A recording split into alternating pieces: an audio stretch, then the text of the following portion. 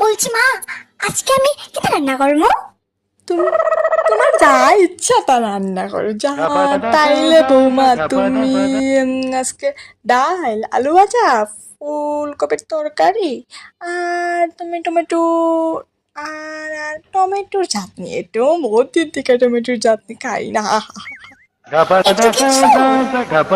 আচ্ছা ঠিক আছে, যাই আমি রান্না করে আসি।